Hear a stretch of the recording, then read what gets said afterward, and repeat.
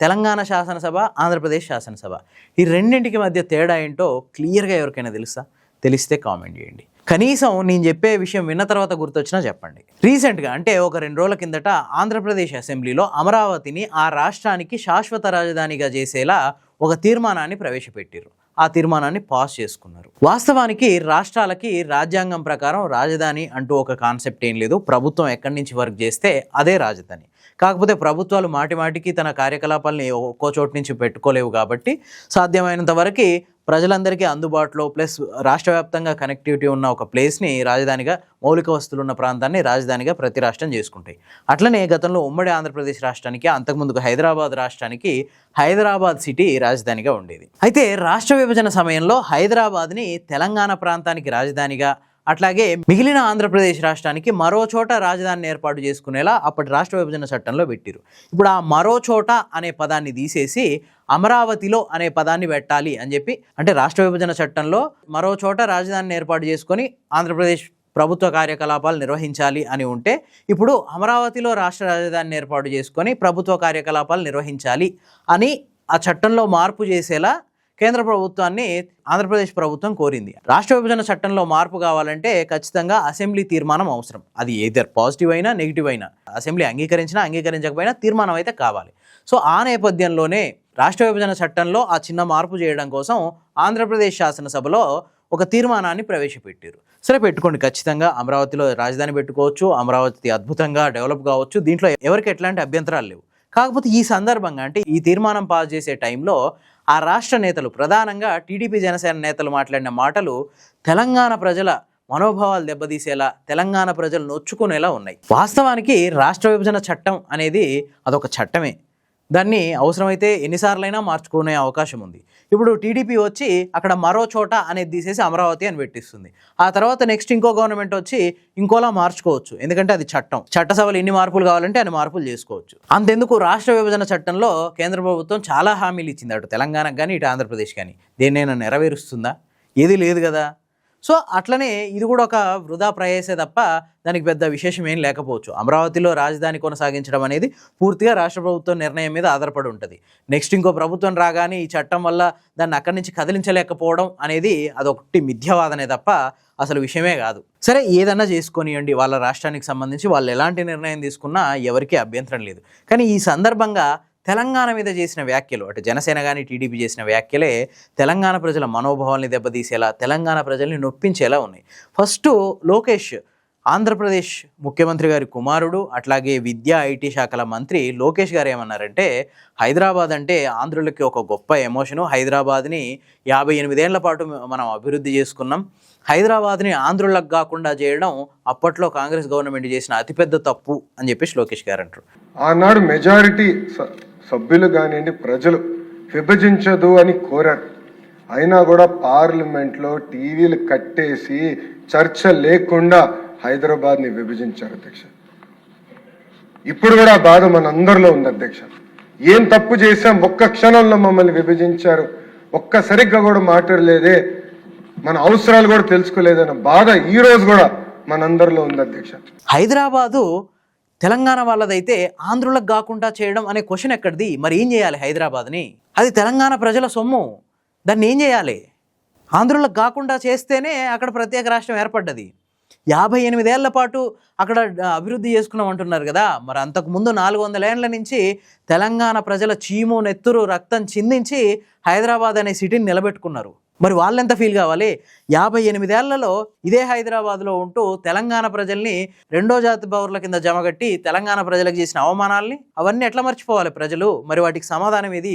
వాటికి సమాధానమే తెలంగాణ ప్రత్యేక రాష్ట్ర ఏర్పాటు. సరే, లోకేష్ గారి మాటలు ఇట్లుంటే డిప్యూటీ సీఎం పవన్ కళ్యాణ్, జనసేన అధినేత, ఈయన మాటలు అయితే మరింత విచిత్రంగా తెలంగాణ ప్రజల్ని నొప్పించేలా ఉన్నాయి. ఈయన ఏమంటాడంటే, తెలంగాణ ప్రత్యేక రాష్ట్ర ఏర్పాటుని దేశ విభజనతో పోల్చిండు.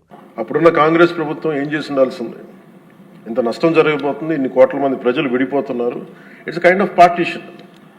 The house, while rejecting the AP reorganisation bill 2013, resolves to request the Honorable President of India not to recommend the AP reorganization bill. ఎంత దుర్మార్గమైన మాట ఇది!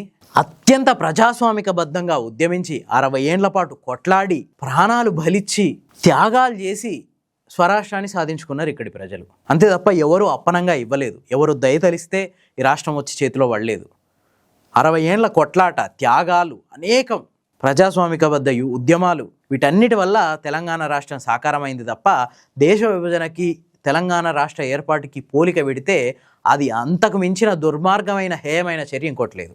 అదే టైంలో పవన్ కళ్యాణ్ గారు ఇంకో మాట అన్నారు. అదేంటంటే రాష్ట్ర అసెంబ్లీలో తీర్మానం పాస్ కాకుండా కేంద్ర ప్రభుత్వం రాష్ట్ర ఏర్పాటు ఎట్లా చేస్తుంది అని.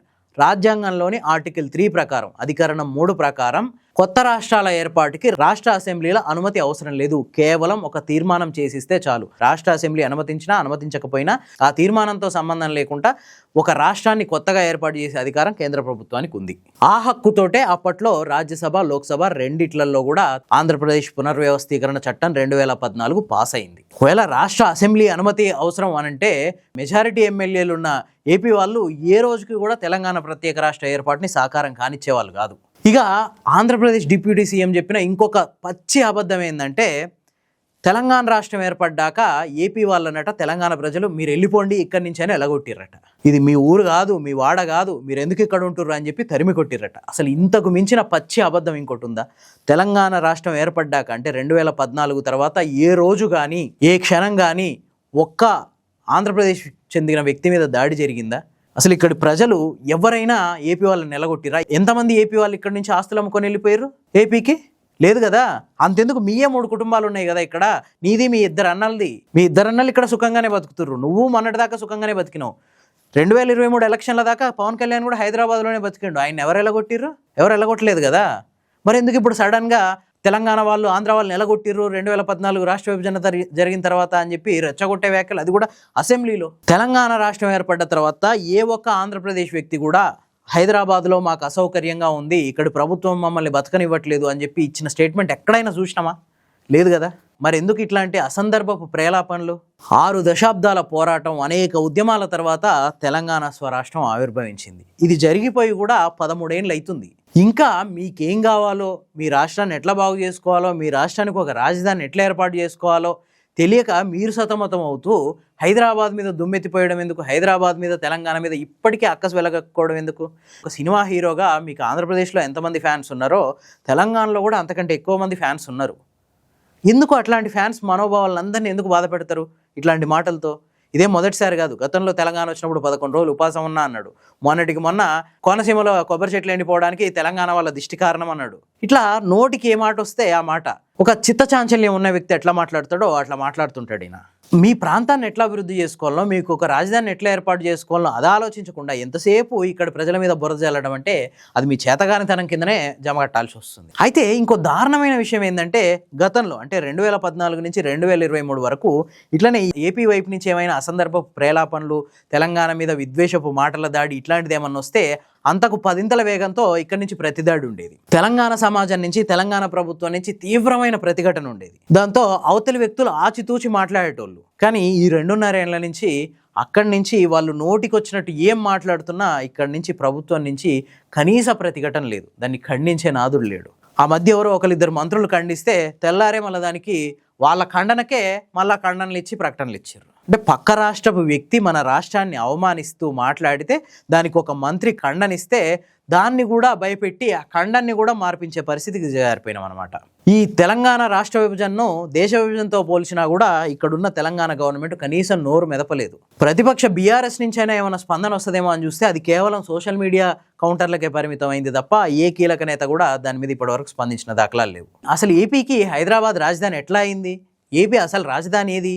ఏపీ ఒకప్పుడు ఉమ్మడి మద్రాసు రాష్ట్రంతో కలిసి ఉండేది. అంటే ఇప్పుడున్న కోస్తా ఆంధ్ర, రాయలసీమ, మద్రాసు అంటే తమిళనాడు ప్రాంతం అంతా కలిసి ఒక రాష్ట్రం కింద ఉండేవి.